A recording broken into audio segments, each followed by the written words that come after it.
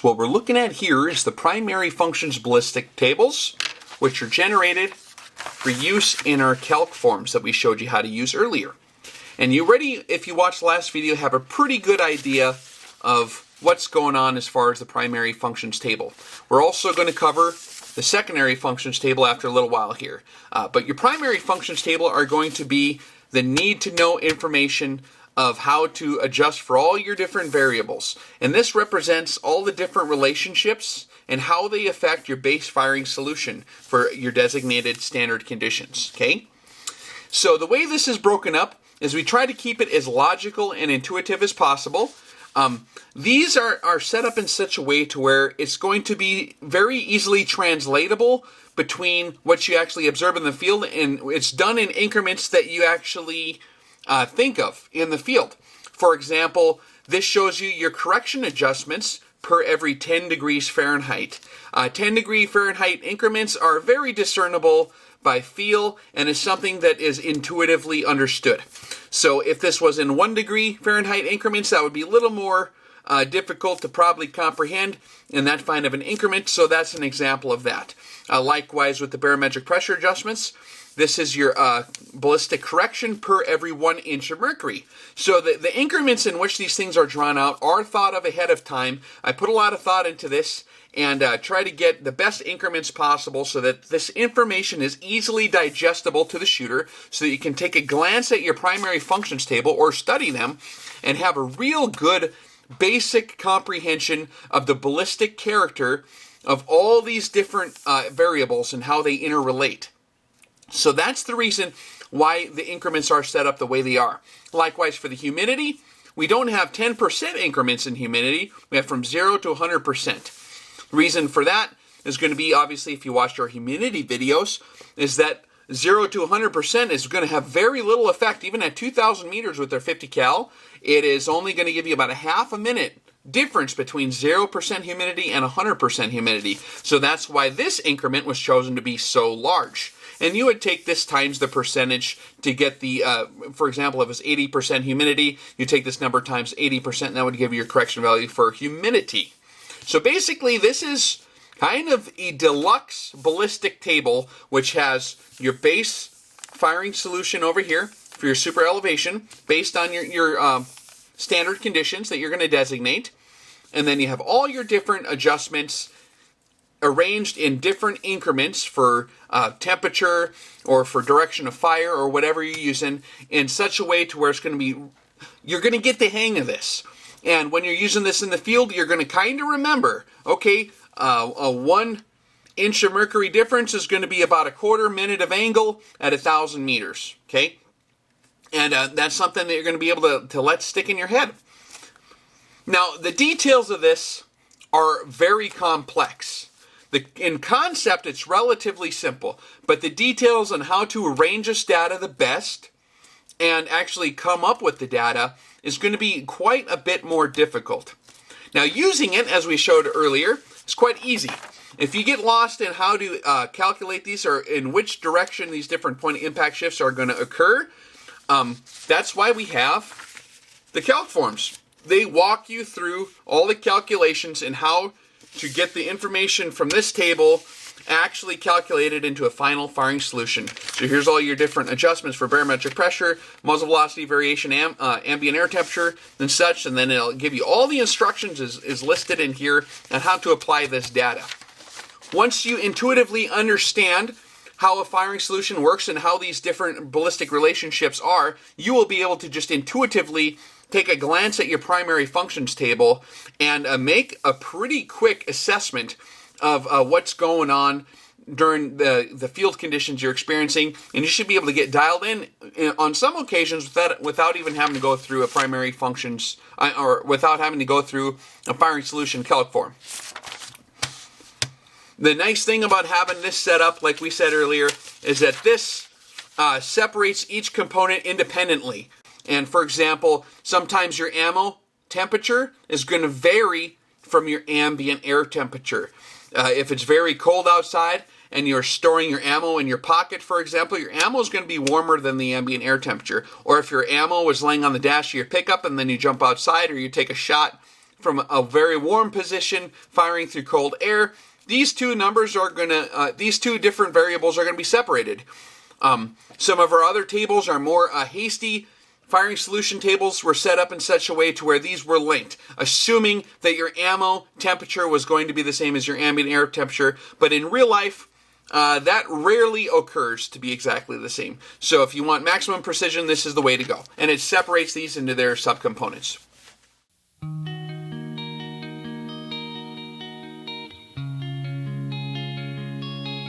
That's the basic overview. So now let's get started.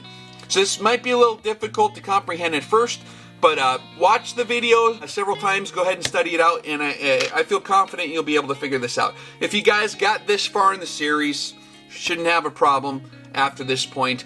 I'm not going to give you the templates to figure this out because you're going to be cutting and pasting in a custom manner to best represent your field conditions. So you're going to be cutting and pasting from Ballistic software and pasting them into these forms that I included, the primary functions forms in Excel form.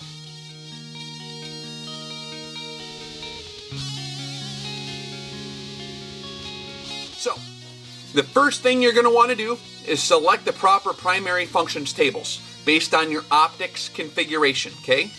Now this is very, very important. Your optics configuration is your scope, your reticle, and your turrets. So if you have a mil-dot reticle and minute of angle turrets, you're going to want to use the primary functions and the calc form setup for that kind of scope. If you're using a mil-mil setup, optics configuration with mil-dot turrets and mil-dot reticle at the same time, then you're going to want to select the primary functions and firing solutions tables for that, because the data is going to be arranged in a little bit different way depending on how your optics configuration is. This is going to be your interface on how you index all the firing solution is going to go through the optics when you're dialing in your firing solution. So this is your first thing you're going to have to select. And you'll see here, if we look up at the Excel form, let me get over to the templates here real quick. Here's your firing solution calc form.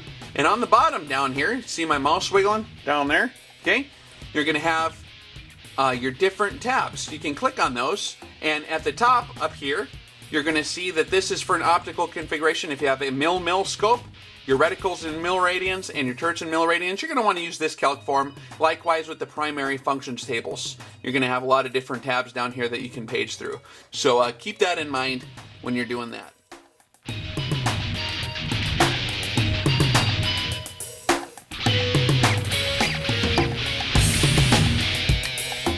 Second thing you're going to want to do is determine your designated standard conditions. Now this is very important because this is going to serve as the baseline for the entirety of your tables. Your super elevation values, which is your base drop values, your baseline for all the other data, are going to be dependent upon these designated standard conditions. So you're going to select conditions that are going to be most anticipated for your area of operations as your designated standards. In the shooting world, for most ballistic reloading type manuals or most ballistics research, the universal designated standards have been about sea level, which is 29.56 inches of mercury, or by some standards is 29.94 inches of mercury for your barometric pressure at a temperature of 59 degrees Fahrenheit. Okay, but for your designated standards, I would highly suggest using standards that you're going to actually experience when you're out in the field shooting. If you got some stomping grounds, you're going to do some hunting, or if you're planning on deploying to a certain area, you're going to want to designate your standards based on that, on home base or whatever you're going to do. So in this example, we have our cartridge listed because that's very important. This is 50 BMG with Hornady 750 grain factory AMAX ammo at 2,800 feet per second at 60 degrees Fahrenheit ambient ammunition and air temperature. Okay, so this baseline for our designated standards is assuming that your temperature is at 60 degrees for both your ammo and your ambient air temperature, and our barometric pressure is 27 inches of mercury. This is a little higher altitude, okay, than sea level. So this is our barometric pressure. You're going to want to use actual measured barometric pressure. You don't want to use the one off the weather channel, okay? And then we also have our humidity, which in our area is very arid, so I went with 0% humidity. Now, if your standards are going to be different for your area, make sure that when you come up with your base firing solutions or your base drop values, you enter in all these standards into your ballistic software, okay? Now, whether you're using JBM Ballistics, which is free online and very, very precise, that's a good one to use for determining your base values. Or you can use Mecha Streisand's ballistic tables. Those are very, very easy to use, and they're very accurate as well, and you can use that. Whatever ballistics program you're using, go through and ensure that your base designated standards are in fact correct for how you're going to zero your rifle, how you're going to collect your initial muzzle velocity data, and that's very important. You're going to want to make sure that you confirm your muzzle velocity at this ammunition temperature, whatever your designated standard is going to be. If it changes, you're going to have to either wait or change this, because this is going to be very important. It's going to have to be very accurate if you want the rest of the charge to be the same. So verify that when you zero your rifle and you confirm all these different facts, that it is in fact at your designated standards. First step you're going to do after you designate your standards, enter that into your ballistic software, and it'll generate a drop table for you for your different drop values. And you're going to want to do this in the values that your scope is denominated in, that you're going to be using. In this case, minutes of angle, okay? This is a minute of angle scope as far as the turrets for this example. And here, for example, you plug this into JBM Ballistics, all these designated standards. It'll spit out these numbers at you out to 2,500 meters. You cut and paste that drop data in minutes of angle in this column here in the proper increments, 100 meter increments in this case, and you can tweak these if you want. You can go ahead and change them. This is easy to interpolate. That's why we have it in 100 meter increments. But you just paste that in there. So once you have your designated standards entered in, and these base values, known as your super elevation values, entered in here, that's the skeleton of the rest of the tables.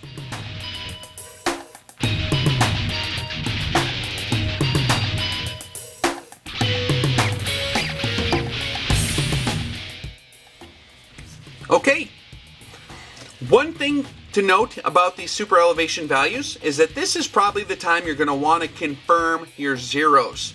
If you have all this stuff exactly correct, and particularly your muzzle velocity at your ammo temperature, if that is correct, and you have all your other inputs correct, whatever ballistic software you're using should generate data that is very close, if not dead on, balls accurate, okay? So it's going to be right on. If something is different, you're going to want to go back through here and pay very close attention to all your different standard conditions and verify that these were, in fact, the conditions the day you went out and confirmed your zeros at these different ranges. For example, you can take a shot at 1,000 meters. You should hit exactly where your ballistics tables have generated. The math is very, very accurate. If it's a different number or if it's a little bit off, most likely one of your standards is not being met. And this is a little tricky to do to verify these, but it's very important to get this right. If you do experience a significant point of impact difference between reality and what your ballistic software is generating, and you checked everything, you can tweak the ballistic coefficient values. Now, you're going to want to make sure your muzzle velocity is going to also be a thing that's going to change unexpectedly, so pay close attention to that. You probably want to chronograph this as you're confirming, because if you have a sudden jump in ammo velocity due to ammo temperature or some other unforeseen bore condition, that's going to you're going to be chasing your tail, changing your ballistic coefficient all the time. Usually this is going to move around more than your ballistic coefficient is going to move around, okay? Ballistic coefficient numbers are very, very close to accurate. Even in the G1 drag function, they do averages over long range, and they do a lot of testing to come up with those numbers. They're usually very close. It's most likely your difference is going to be due to your ammunition velocity based on bore conditions or temperature changing, because this is going to jump around. You don't want to just measure this once and assume it's going to be the same, because it usually won't be the same. This is going to move on you. So keep track of that very closely. However, if you are really sure that this is 100% correct and you're still missing and all your other things are correct, then you can tweak your BC value. or upgrade to a G7, in which case you might have to employ your JBM ballistics tables, and in the programming you want to go through and select your G7 drag function and then enter in G7 drag function value. It's a totally different ballistic coefficient value. It's going to appear to be lower than your G1, but that might be more representative of your very low drag style bullets. And if your G7, that should really get you on track. If it don't, you can tweak that, or you can tweak your G1 value to get results representative of what you observed in the field. Okay, so now that that's out of the way, that's your confirm and your zeros. You want to do that before you generate the rest of this, because there's going to be a lot of work figuring all this stuff out. So you want to make sure you get this stuff straight first.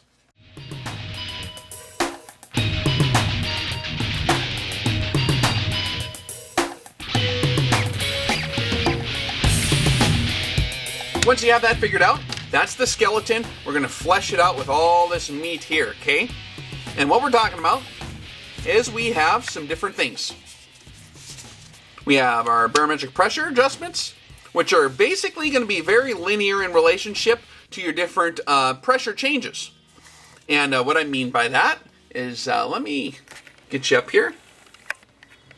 Okay, and we'll take a look at the old computer and find this. Okay, so let's go to barometric pressure. Where is that at? Oh, sorry.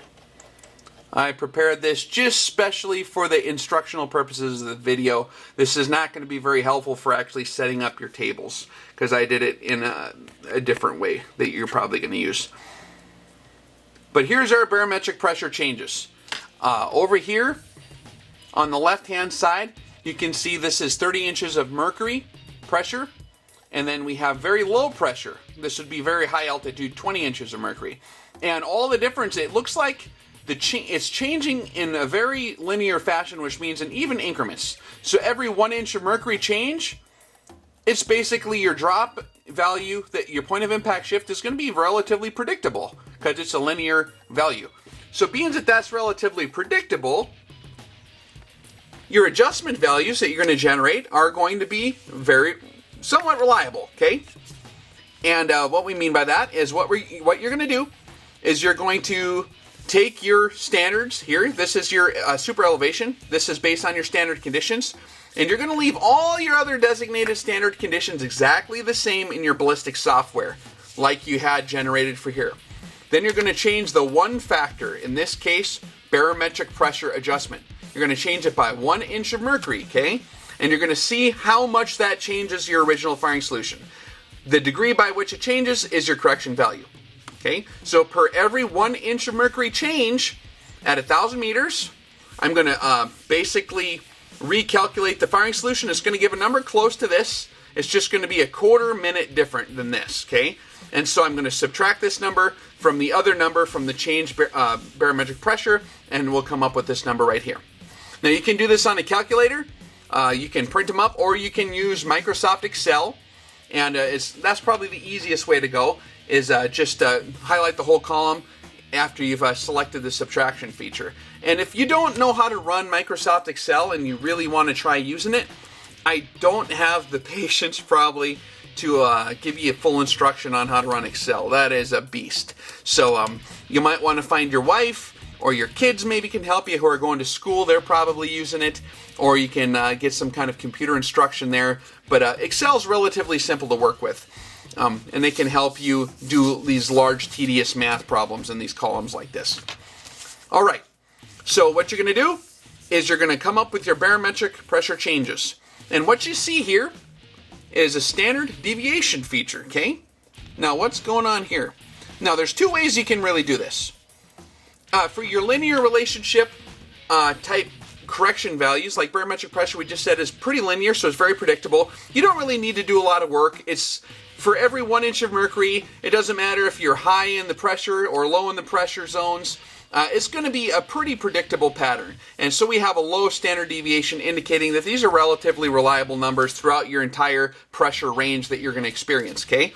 So you can probably get away with just going out 1 inch of mercury from your standards, getting that difference, and then just putting that in your column here. And that'll be the same no matter what barometric pressure zone you're in. And this will give you your level of confidence, your standard deviation. And I generated that based on Excel, and I can show you real quick. Just give you a clue here, so you're not just totally struggling. But here's the raw data. And what I did is here's your different barometric pressures, for example. And I went into JBM Ballistics, or you can use Mecha Streisand ballistics calculations. And I just cut and paste for 30 inches. Then I changed my parameters. I left all the standards the same, and I entered in 29 inches. And I got the drop values for that. Then I entered in 28 inches. All my other standards are being the same. And I just dropped them in here like such. And then what I did to calculate the differences is I made a new column over here, and I subtracted the 30 inches of mercury to the 29 inches of mercury. And if I click on that, you can see over here that I subtracted those cells from those cells. Now, if you don't know what I'm talking about, that's how Excel works. But basically, that's what I did. And then it generated the differences for all the different pressure differences here, all the way up into your low pressure zones, okay? And then what I did, and I didn't need to do this because I graphed it out and I found out it was a linear relationship, but I averaged out your point of impact shifts throughout all these different pressure zones, okay? And I got the average. And then this would be one way you could do it too, is if you're not sure you are going to be working in a variety of pressure zones, then working out the average might be the way to go. Now, this is a linear relationship, so the average is going to be pretty close. And then you can calculate your standard deviation, which I did here, based on, you click on that, and then you come up, and you just do this with, I typed in standard deviation, where the heck am I? Right there, okay? And that's just some of the stats you can run on Excel. Now, if that seems a little bit over your head, you might want to have someone with a computer help you out, or you don't even need to worry about doing the standard deviation. That's just for your own personal confidence level.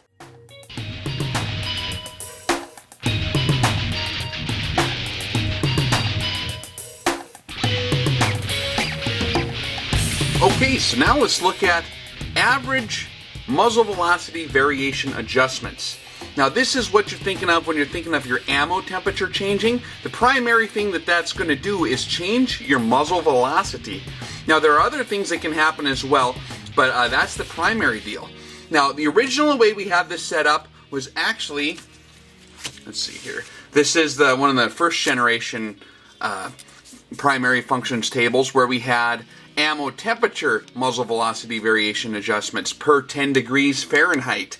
So for every 10 degrees, you'd have a certain adjustment value, and it was a hybridized system that would kind of basically account for your muzzle velocity variation in 10-degree increments. However, what we discovered doing this is that this is a non-linear relationship, how it translates in increments of 10 degrees, as opposed to straight pure velocity increments of 10 feet per second. This is superior to the old system, and I'll show you what I'm talking about right here.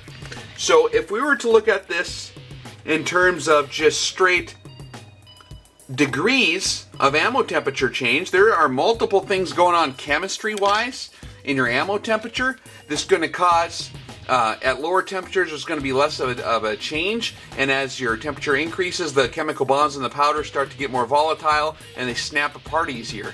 You're going to have accelerated changes at higher temperatures, okay? So when you started to plot this all out, and I can scroll up a little bit here, we noticed, and this is on the old system, the way we had it set up, is that when we figured it out in increments of 10 degrees, 0 degrees, 10 degrees, 20 degrees, 30 degrees, and we incorporated all the different muzzle velocity variation within those temperature parameters, we got kind of radically different numbers. And if you'd average it out and work out your standard deviation on that, okay, what we found is that your standard deviations were quite high, especially when you work your way down here towards the longer ranges, okay? And that's not going to be very helpful. And as you can see here, here's your change from basically in between 90 degrees and 100 degrees Fahrenheit for your muzzle velocity variation based on ammo temperature. And the other 10 degree increments are kind of different here. You can see this one's like 2.4, 2.6, and then as you get in your lower temperature zones, it starts to act kind of different, and you start getting way less. So we could average that out is the way we first did it, but that's not, and there's the average there. The number right here are the averages, but you could see the standard deviations were pretty much as high as the averages, so it was fluctuating way too much due to that non-linear relationship when you space it in increments of degrees for ammo temperature. And one of the reasons we like that is because it's relatively easy in the field just to measure your ammo temperature and kind of not have to worry about it. But the superior way of doing this is to arrange it in terms of feet per second rather than degrees, okay? And the reason for this is that you're going to get a very, very straight linear relationship that's going to be relatively easy to calculate for, and it's going to be more precise. And let's see here. Let me go down to, here we are, okay? So this is bullet drops for the 50 BMG with 750 grain AMAX, 2,500 meters at velocities ranging from 2755 to 2865. Now these are the velocities that you will experience over the temperature range of the cartridge. So this, down here in the bottom, I don't know if you can see that. Let me zero in a little bit here. We do have the actual velocities, and this is the change. And so rather than having it in feet, rather than having it in temperature increments, they're in straight velocity increments. So when you're running your calc form, the instructions on how to do that are in there. But then you get this very, very linear relationship that's easy to calculate. And if you look down here, where's the data, the raw data? When you do it that way, you get standard deviations that are actually pretty easy to manage because they're very, very close, a lot more precise. And you can see that here too. Whoa, Nelly. And you can see that here too when we're looking at the muzzle velocity variation in feet per second. The standard deviation values are very low, which is going to mean it's going to be very simple to figure this out. And because it's a linear relationship, you can simply use your designated standards and your velocity at those designated standards, in this case 2815 feet per second, and you simply leave those standards the same and you go into your JBM Ballistics or whatever software you're using and you just add or subtract 10 feet per second from 2815 or whatever your standard is, and then that's going to give you a correction value. So whatever your difference is in your firing solution is going to be your average muzzle velocity variation adjustment per 10 feet per second. And being that the standard deviation is relatively low, that's as simple as you really need to get. If you want to average it out over the entire velocity curve, you can do so, like we showed you earlier. It's just going to be more tedious work, but this is a very linear relationship, as opposed to the old way, right here, where we have per 10 degrees, the standard deviations were real high because this is based on multiple factors, including chemistry, bore friction, and all kinds of other crazy stuff like that that's impossible to do. So this is employed in the field, and we showed you in the calc form sheet, you're going to use something like this. And this is the generic produced curve based on observed data from 50 cals in general. And based on this curve, we also started observing our velocities and marking down what we had there. And we're also keeping track of, your hump line for your, that's talking about your bore life when you start reaching the hump of the bore, or when you start other conditions like a virgin barrel. Your velocity trends are going to vary throughout the life of the barrel based on various components other than just straight ammo temperature changes. So that's why we elected to not use this old system of 10 degree Fahrenheit changes, because it's a lot more dynamic than that, and this is grossly oversimplifying it in respects to what's really going on, but it's also overcomplicating the process. So this is a win-win situation. This way you can account for whatever factors you got going on, not just ammo temperature variation, but other variations in the bore conditions that you're keeping track of via your muzzle velocity variation curve. And you can just directly look at this sheet in the field, and you can say, I anticipate my muzzle velocity is going to be right here because we're in the hump of the bore, so I'm guessing 28, 15 feet a second or whatever, and then you can adjust this accordingly. In this case, it wouldn't be nothing because that's your designated standard. But that's how that works. So that's a lot better way of doing it. So that's going to be a cut and paste deal. To simplify again, we just simply plug in all our designated standards like we did before. We tweak, we increase or decrease a muzzle velocity by 10 feet per second, all things else being equal. It's going to come up with new drop data that's going to vary from this by just a little bit. And then you're going to subtract your super elevation, which is your base drop data, from your tweaked drop data that adjusted 10 feet per second difference. That difference, you're going to subtract the two for each one of these ranges. And you're going to copy and paste that, information in here in your muzzle velocity variation. When we're looking at ambient air temperature, that's a relatively constantly changing atmospheric density type issue. So you can look at the standard deviation that I calculated for that to give you a confidence interval, and you can see that it's going to be relatively accurate. And so you can basically just take your standard conditions, add 10 degrees Fahrenheit to whatever your standard conditions were on your air temperature factor, and then see what the difference was in your firing solution, and then that's your correction value right there. And you probably don't need to go through and average it all out because it's going to be relatively close. And as you can see here, ambient air temperature, a pretty linear relationship with that. So that's going to be not too bad to figure out. So as far as those three go, those are only really the three that are going to be kind of a challenge to do, because the vertical Coriolis effect is something that we did just in a full 100%. So you have your east and west, and the instructions are in the calc form. For those of you who don't know what we're doing with that, it walks you through all the steps mathematically of how to go ahead and use these numbers. So when you get lost in this primary functions, remember that the calc form is there to walk you through the steps. But your vertical Coriolis effect is going to just be a cut and paste kind of deal. I would recommend probably doing Mecha Streisand's tables that he developed for the Sniper 101 course, because he does actually go through and give you a vertical Coriolis. Now, if it doesn't extrapolate out to the maximum range that you're going to be using, I forget how far his tables go out. I think for this 50 cal, because we're going 2,500 meters, which is really far, I extrapolated beyond the max range and just followed the curve and generated this data based on that curve and a continuation of it. A little bit, sometimes you got to use some science here to kind of figure out what's going on and just look at general trends, and you can, when you plot it out on a curve, you can see where you're going to expect it to go next. Humidity adjustments is going to be a cut and paste. You can do that from any ballistics program.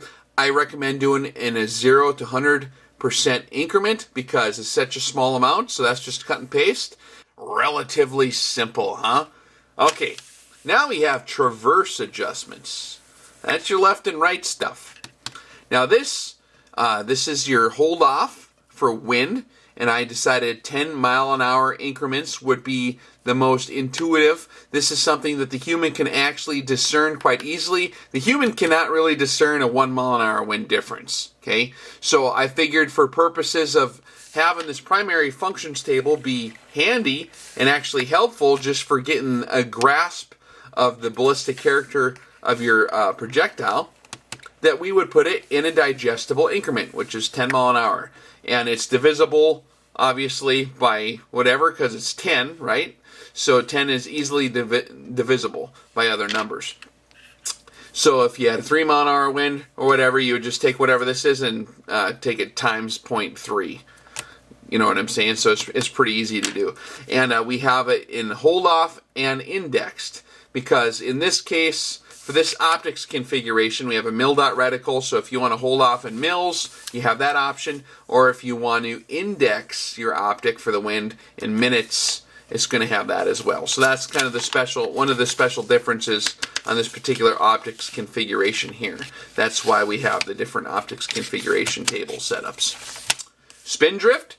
That is something that you can either set up your own calculations for using Excel based on the video. We gave you the formulas on how to calculate this. Mecha Streisand did incorporate this into his ballistic tables as well. So I'll make sure I have the link to those in the video description as well. The video description is located right below the video. It's not in the comments. It's in the what is this video about part. It's right below the video. It's the description. You might have to click on it to get the full text, okay? The horizontal Coriolis. This is the other part of the Coriolis effect, and this is also available from Mecha Streisand. That's just a copy and paste deal. Real easy to work with. Make sure your increments are the same. You know, if you change these, you know, if this is 100-meter increments and he's using 10, or you change this, make sure it's matching up. You don't want to get all jacked up.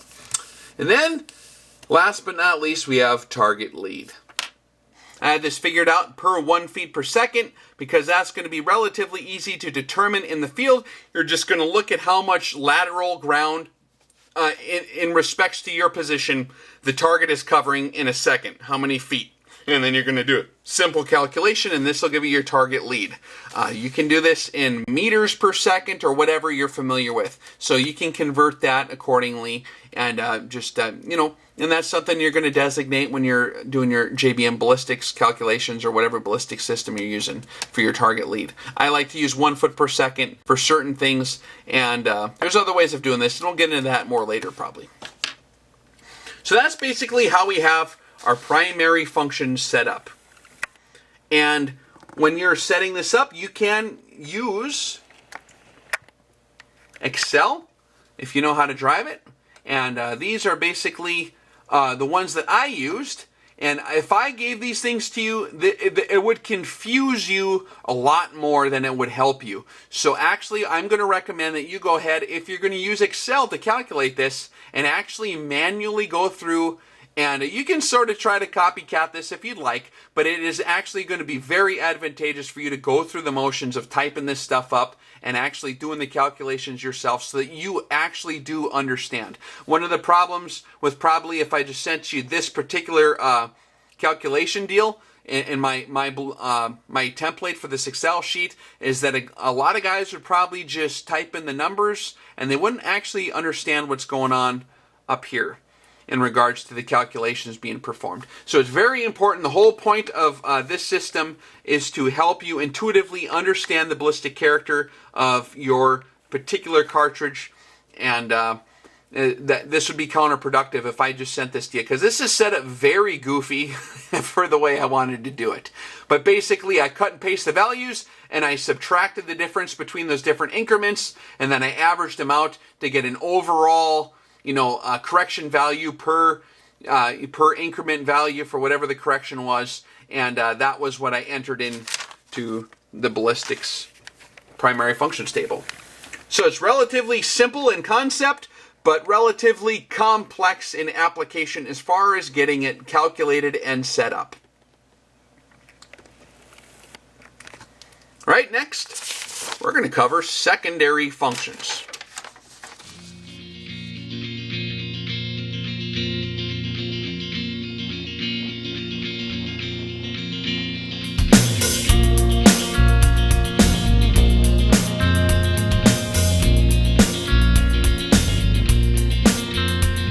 To be what you want me to be, to find I'm blind to me, to feel so hollow without you, to run my city till blue.